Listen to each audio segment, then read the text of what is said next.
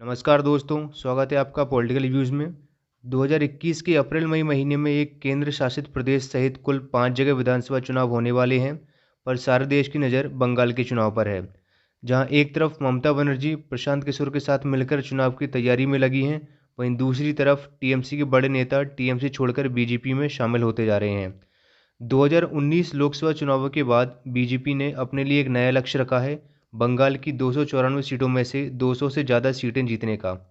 अगर 2019 के लोकसभा चुनावों के नतीजों को विधानसभा सीटों में बदलें तो पाएंगे कि बीजेपी 121 सीटें तो वहीं टीएमसी 164 सीटों पर आगे थी।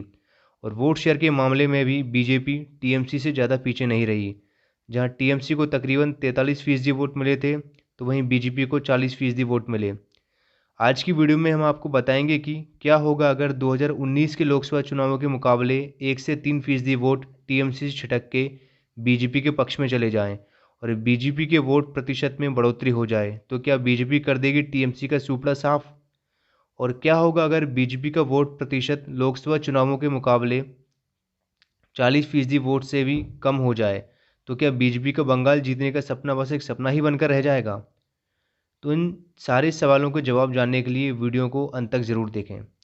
आइए सबसे पहले हम बात करते हैं उस सिनेरियो की जिसमें हम जानेंगे कि बीजेपी का वोट शेयर बढ़ने पर बीजेपी और टीएमसी की सीटों के आंकड़े पर क्या असर पड़ेगा। अगर बीजेपी का वोट प्रतिशत 1% बढ़ता है तो बीजेपी की सीटों का आंकड़ा पहुंच जाएगा 135 और टीएमसी की सीटों की संख्या रहेगी 150। मतलब भले ही टीएमसी का 1% वोट बीजेपी के साथ आ जाए, तब भी ममता बनर्जी बंगाल में अपनी सत्ता बचाने में कामयाब रहेंगी।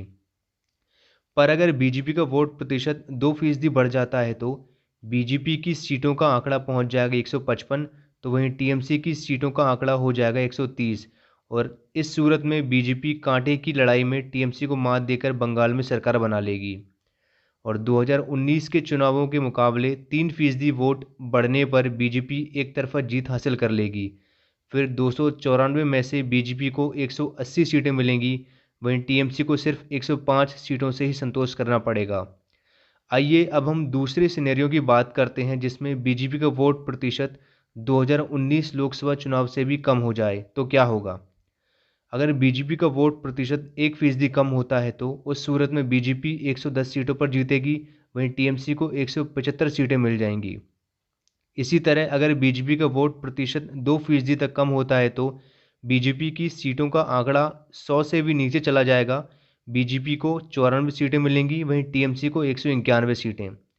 और अगर बीजेपी का वोट प्रतिशत 3% तक गिर जाता है तो फिर बीजेपी किसी भी हालत में टीएमसी को टक्कर नहीं दे पाएगी और बीजेपी को मिलेंगी 80 सीटें। वहीं टीएमसी एक तरफा जीत हासिल करते हुए 205 सीटों पर जीत जाएगी। तो हमारा यह विश्लेषण देखकर आपको समझ आ ही गया होगा कि इस बार का बंगाल चुनाव हर बार की तरह एक साधारण चुनाव नहीं है। इस बार बीजेपी और टीएमसी के बीच बहुत ही कांटे की लड़ाई होने वाली है, जिसमें वोटों में आई थोड़ी सी कमी भी सीटों के मामले में बहुत बड़ा हेरफेर कर देगी।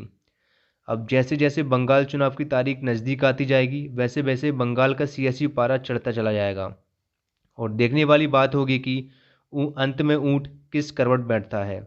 बंगाल चुनाव पर हम इसी तरह की वीडियोस बनाते रहेंगे और अगर आपकी बंगाल चुनावों में कुछ ज़्यादा ही रुचि है तो बंगाल चुनाव पर बनाई गई हमारी एक प्लेलिस्ट देख सकते हैं।